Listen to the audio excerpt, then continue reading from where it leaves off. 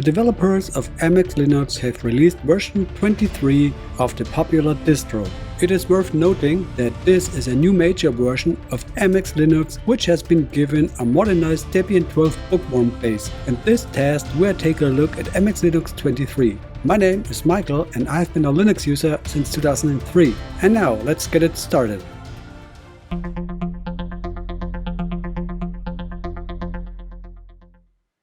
MX Linux builds strictly on a Debian stable base. In this case, that means Debian 12 Bookworm and the primary interfaces are XFCE or KDE, with XFCE being the main version. With MX Linux, you are offered much more than just a cosmetic paint job of a Debian system and that's it.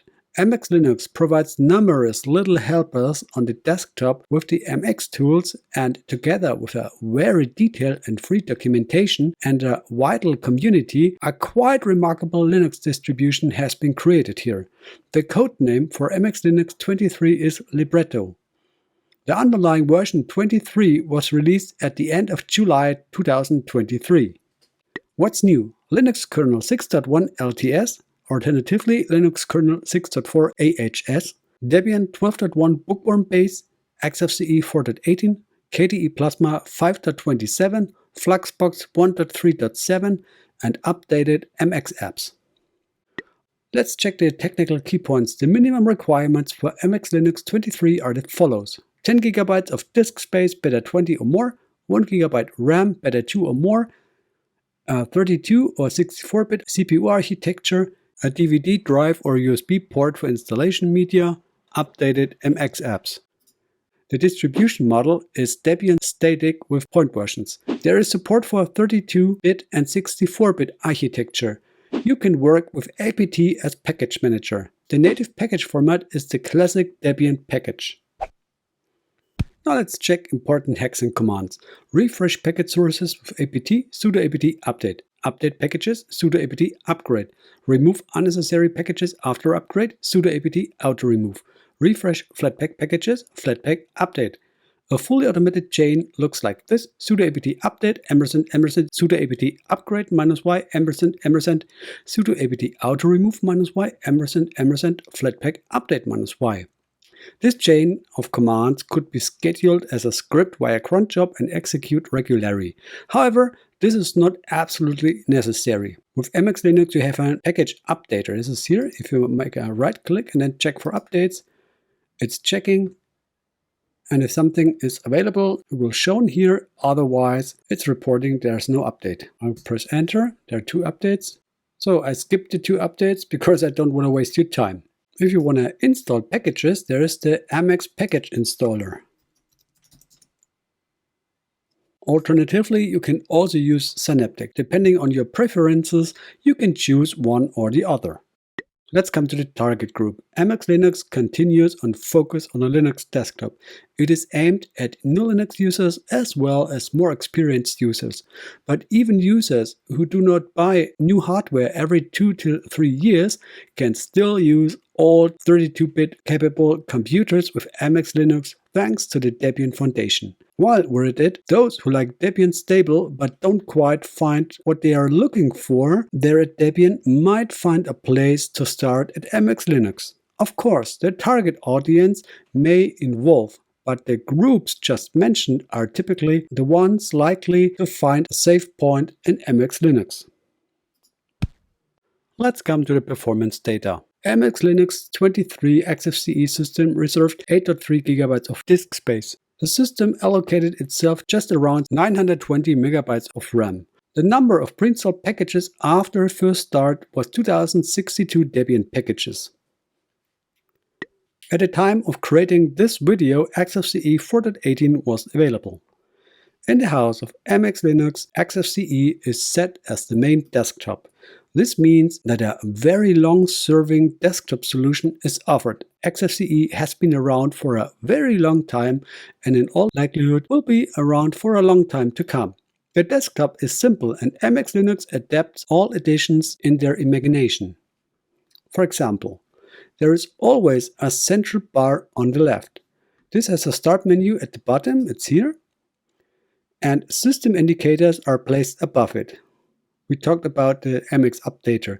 There's also a clipboard, network, sound, battery, and unmounter.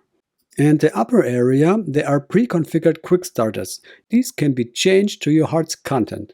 At the top is the button for logging off or shutting down the system. If we press it, you can see logout, restart, shutdown, suspend, switch user.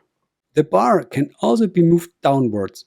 This might seem more familiar to those who are used to Windows operating system concepts.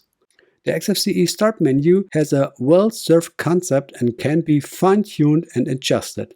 Updates will be shown via the MX Updater. Updating is easy to do, but is ultimately performed via a terminal. The visual leaps from previous 21 generation to 23 are honestly not that much. If one were to place both systems side by side visually, it would be difficult to distinguish them. This is because the purpose of MX Linux is more like that of a workhorse. This means that one is happy to do work without visual frills as long as the work goes without a hitch. So you can get over colorful icon buttons, etc. and don't have to readjust after an upgrade from 21 to 23, but can continue immediately. This explains why not much has changed visually on the desktop. Now let's check the pre-installed software. We have Linux kernel 6.1. As browser there's Firefox, as email client there's Thunderbird, as office package there's LibreOffice, and as software container there's Flatpak in place. If you compare this version with version 21.3, I personally find a little revolutionary has happened. Modernization, yes, but hey, at least GNOME PPP is no longer there. Let's check, it's not there. Whether it's Debian or MX Linux is irrelevant. Like I said, Linux Mint pre-installs Flatpak but does not include the FlatHub repository by default. However, if you open the MX package installer here, provide your password, and then click on Flatpaks, then you have to confirm this warning or close the window. It asks you again for user credentials. By this step, the FlatHub repository is added to your system. We will check it in a few seconds. So now it's done. Let's go back to terminal, type in Flatpak remotes again, and then you see FlatHub is added as source. By that, it's also possible now to search all apps available on FlatHub. For example, Signal Messenger is there. Spotify is there. Zoom is there. You got it? Good. We can also access Debian backports here. MX test repository. And you can also enable some other repos. And you have a writer with popular applications. Let's check graphics. And then you have some graphic related apps listed here. The MX tools are what distinguish MX Linux and thus set it apart from Debian. This is a toolbox that some of you may still know from earlier with Yast from SUSE. Let's start with MX Snapshot. Here you can create bootable ISO images of your system. You can then, for example, drag it into a USB stick and either start it on another computer or use it as a manual backup tool. To do this, you can drag the ISO onto a USB stick with MX USB Maker. Sounds interesting, but it would be too much manual effort for me.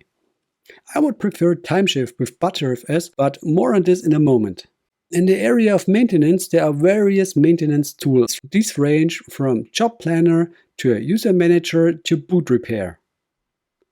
In the setup section, things get more exciting on the desktop because here you can install, for example, NVIDIA drivers or codexes. If you would like to change your desktop a little, just take a look at Tweak. Like I said earlier, here's the possibility to change the position of the bar on the left. You can make it horizontally and then apply, and then it's on the bottom. I will switch it back to left for now. Also, here's the writer theme. And let me show it more clear. Let's open Tuner besides. And now let's check Graybird Dark MX. then you see it's switching to a dark version. You can also have a dark version with the MX Comfort Dark. Looks like this. I will now switch back to MX Comfort as it is the standard. Here you have extensive options for changing both the theme and the concept. So finally, or overall, what is written in the headline can be said about the MX tools. These MX applications save time and effort with important tasks. Here.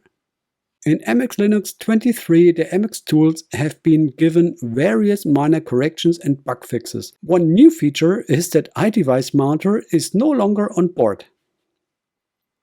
MX Linux continues to use the extended 4 file system by default. If they had deviated from the Debian standard, you could have used the full potential of timeshift. Rather, it would then have been possible to realize rollback snapshots. Thus, although timeshift can create snapshots via rsync, but it fails short of its possibilities. Let's talk briefly about the AHS edition. AHS stands for Advanced Hardware Support. Here a newer kernel 6.4 is delivered. This is supposed to support newer hardware better than the standard 6.1 LTS kernel.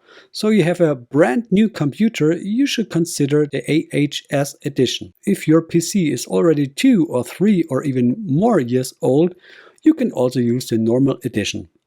Now let's come to my conclusion. Those who like and use MX Linux will gladly take the new Debian base. You're jumping from Bullseye to Bookworm, and that is a step in the right direction. MX Linux 21 actually looks the same as MX Linux 23, so if you use the system for productive work, you'll be fine. You can get on with your work after the upgrade without major changes, and that's what matters with MX Linux in general and MX Linux 23 in particular. MX users get the latest Debian base with selective improvements on the MX layer. Those who find this too dull or boring may not be well served with MX Linux, then another Linux distribution might be the better choice.